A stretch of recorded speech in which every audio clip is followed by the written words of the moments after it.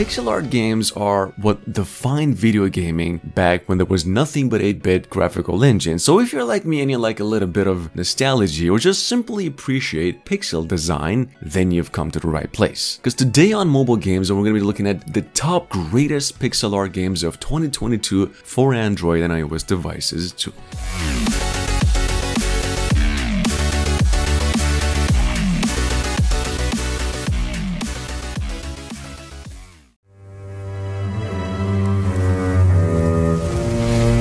Now, at number 1, technically this is still under active development and possibly releasing in about a few days from now. Guys, from a couple of weeks ago, we have here at number 1 something called sort of Convallaria. Without a single doubt, just the best looking pixel art tactics-based action RPG I've laid eyes on for the past literal decade when it comes to mobile devices. Now, this is in-game footage, obviously here. We know that the game will be fully free to play upon release and that it's on its way to both Android and iOS devices as well. Take a quick look.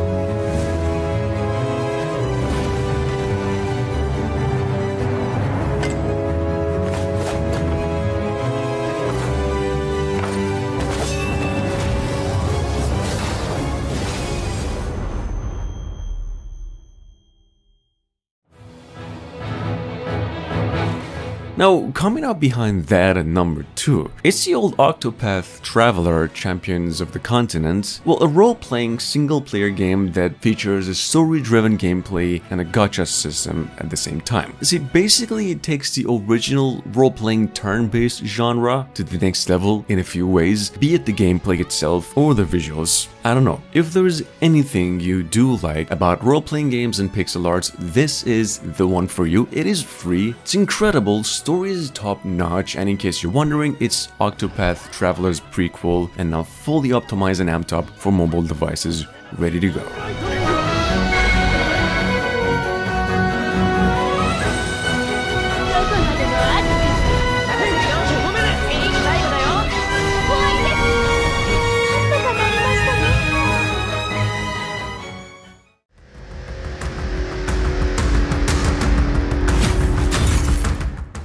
At number 3, we have here once again another upcoming game that's already actually released for PCs a couple of months ago, but in case you are new to an action-adventure role-playing game called ANNO Mutationem, featuring a pretty unique mix of pixelated 2 and a 3D dimensional graphic, and as you could tell, set in a distant future pretty much inspired by cyberpunk. I would say whether you're a fan of 2D, 3D, pixel art, and the kind with some awesome synth soundtrack and good combat and decent story on top, this is the one you should keep in mind. The game's set to be released for mobile devices in about a week from now. Take a look.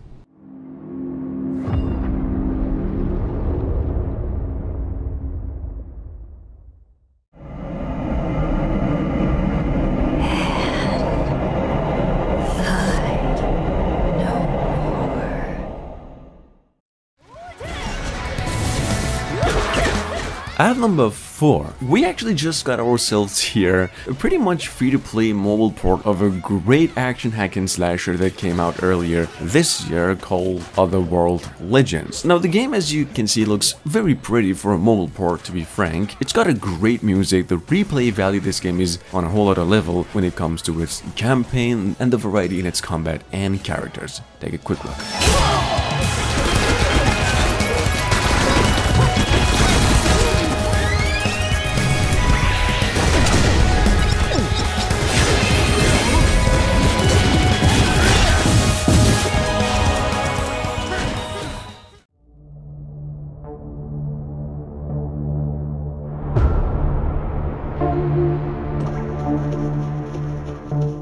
At number 5, just a quick mention here before we get to some actual madness here today, Stranger Things 3, which is technically a beat-em-up style top-down adventure, pretty much based on the 3rd season of the Stranger Things show, but also then in addition to the story, then there's some side quests that are not seen in the show. It is, as you can see, a 16-bit style similar to its previous entry in the series. However, unlike them, it now even supports both local co-op and solo gameplay. The game is absolutely amazing. It's a 10 out of 10 in my book. It's free, almost, and it's also got hints of open world games as well.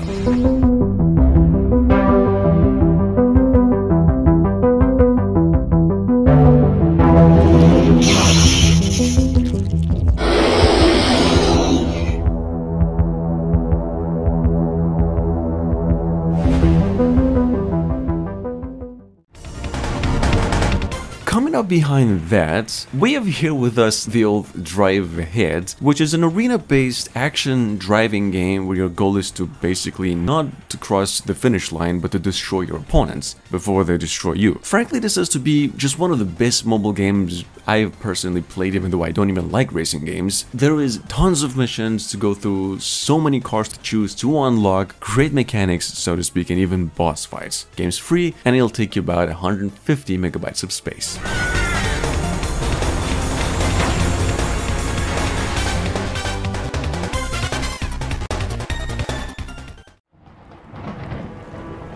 We are gathered here today to honor a person of great integrity, a pillar of the community, and a decorated war hero. At number 7, and even though I've actually yet to give this one a try myself, we have here something called CotC Reign, which is a point-and-click style puzzle game, pretty much like a Broken Sword or a Throttle game out of the 90s gaming scene. If you do know what I'm talking about here, probably you could guess that this one consists of exploration, inventory, puzzles, and mostly revolving around story. If that's your thing, the game's available on both platforms for the price of only $3. I'm genuinely surprised that I'm not in jail. You know how fast you were going?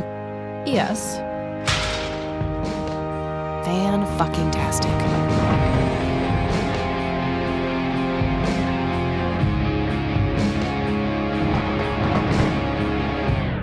A tainted one approaches. Is it time?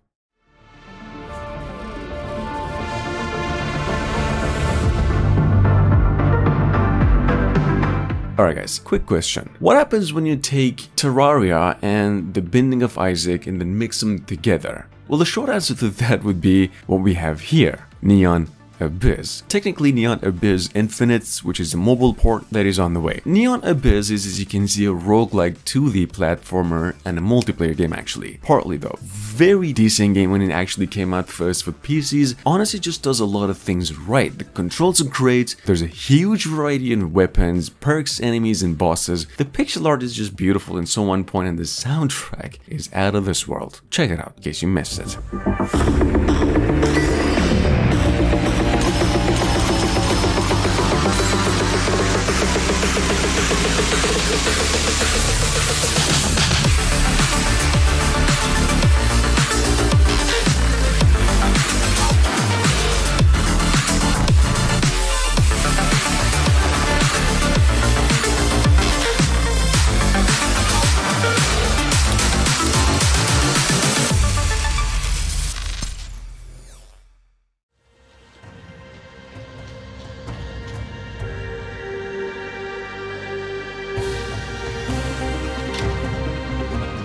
Moving on, we've got the one and only Dead Cells, just the smoothest game ever. That is also a roguelike, Metroidvania-inspired action platformer, and inspired by a lot of old classic goodness, with some of the tightest controls and gorgeous scenes you'll ever see all year. Now, I would describe Dead Cells over here as a mix of Castlevania and Dark Souls, where your goal is to just get through a bunch of randomly generated levels and kill. The game takes you down $9, well worth the price, and around 500 megabytes of space.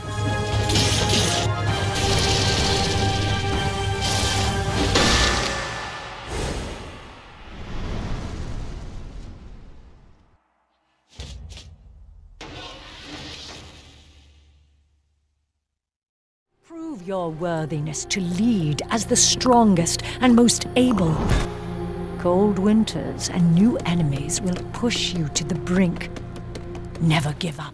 Alright guys, at 10, number 10, I don't really know how else to say this, but this is, if not the best game today, just one of the very best games ever made in pixel art graphics, with an insane amount of replay value and content on top of some otherworldly music, for a tower defense game. Now for those of you new here, the game's called Kingdom 2 Crowns. This is the sequel to original game Kingdom. I highly recommend giving both games a try if there's anything you like about strategy tower defense games, period. Their efforts, and when needed, remind them that failure is not an option.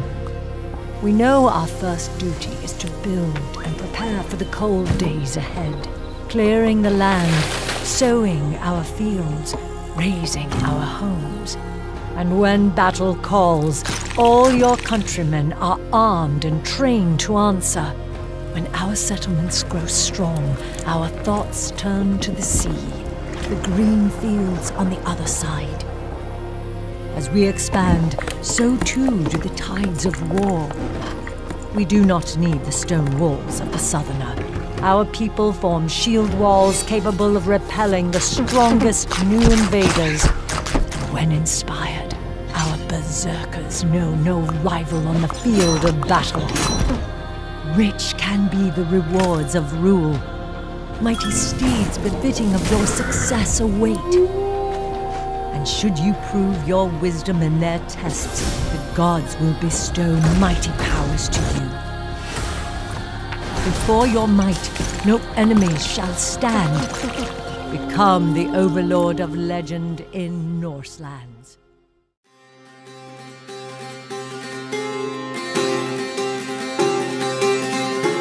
Coming up behind that, well, we have here Mortal Crusade, sort of knight, an action RPG platformer to begin with, where you play the role of a young knight that has to pass through a massive amount of obstacles in dungeons. I will say that this game is pretty exceptional when it comes to mobile ports. The controls are very good, it's got some decent Souls-like elements and plenty of replay value, so to speak, and works just fine with the touchscreen, let alone a controller. Game takes you down about $4 and only 30 megabytes of space.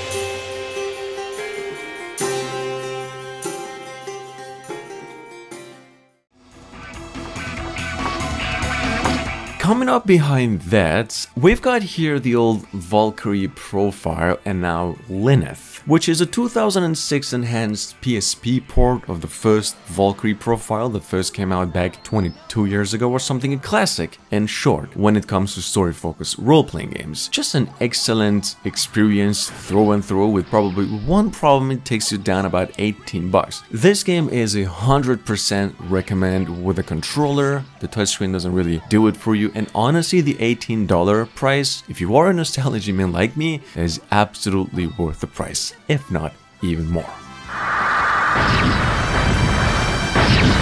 There!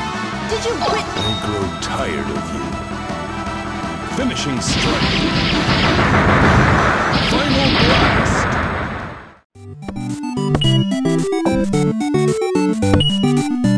At number 13, from earlier January this year, we have not only just a roguelike gem of a pixel art, but also a dungeon crawler of a gem at the same time. Something here going by the name The Way Home. The Way Home is technically a mixture of dungeon crawling and crafting, where you keep materials gained during expeditions and then with which you get to upgrade your character. Technically the game is free, but only through the first chapter. The rest of it will cost you about $7, so do make sure to keep that in mind further down the line in case you enjoyed this one.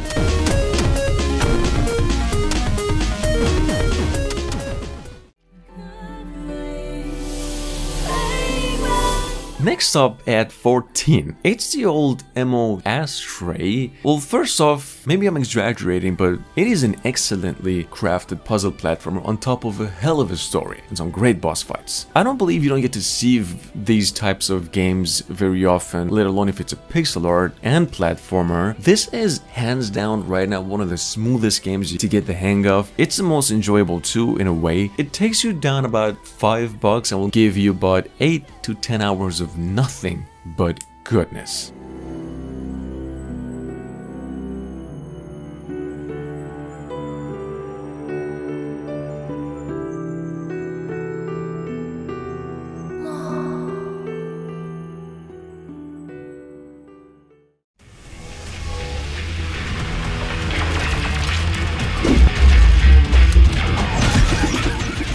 Alright guys, Dungeon Munchies, you see, was also released on the Play Store about a few days ago, and this is, let me just say, one of the most expensive games today. Costs you about $12. Regardless of the price, however, one of the most fluid and fast-paced, side-scrolling action RPG platformers that ever landed on the platform for the past couple of decades. Now, frankly, it's one of the best in overall value. It takes you about 20 hours to finish and a hell of a story with it too.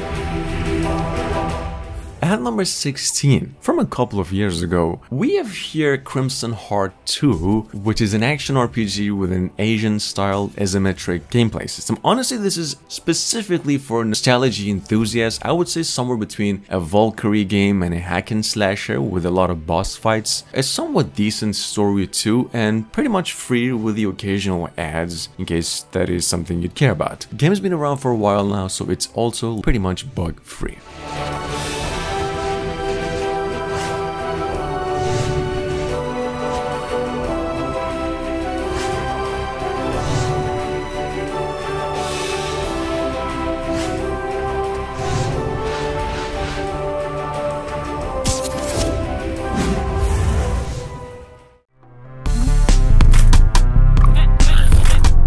Elemental Dungeon, on the other hand, is an action-adventure game with a touch of role-playing, where you technically get to explore a seemingly never-ending sort of trying to solve mysteries and kill these monsters that are hiding in the shadows, is what they say. So what I would say is the trailer here kind of speaks for itself. It's a very easy to get a hang of sort of game. All you just have to do is to tap a few buttons to move and combo the enemies into oblivion. The game is playable even multiplayer. It's fun, free, absolutely no reason not to download, and it's been around for a good while with fairly positive reviews.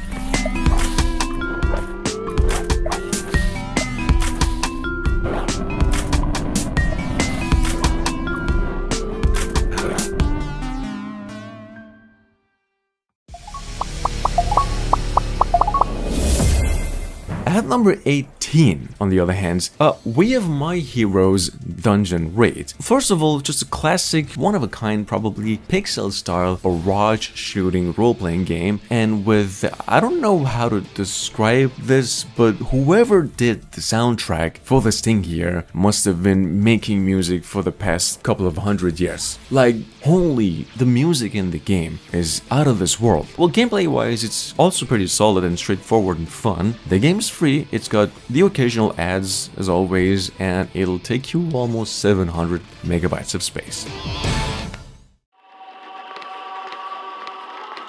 coming up behind that, we have at number 19, something called Midnight Remastered, which is a pretty short indie horror game that was first released for PCs a few years ago, and this here is technically a remaster of that original Midnight web sort of game, with better graphic, controller support, and some more in-game content. Well, in it, you play as a girl in this creepy mansion trying to collect some letters, and it's kind of scary. Got some good pixel-based survival horror theme, and the rest I would assume you'd figure out yourself. Check it out, the game's actually pretty much free.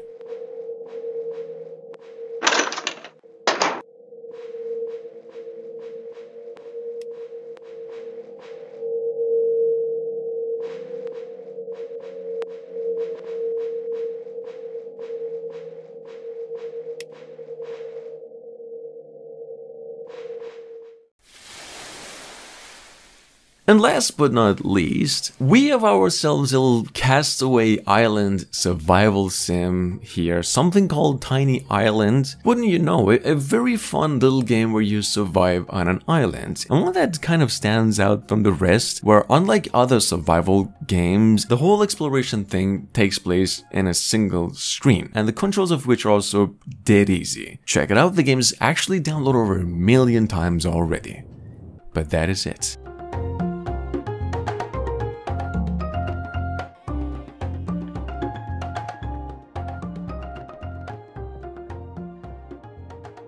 Thank you for watching. Do make sure to leave a like if you enjoyed. Do make sure to subscribe for future videos. Hit that notification bell, guys. And I'll see you all again shortly.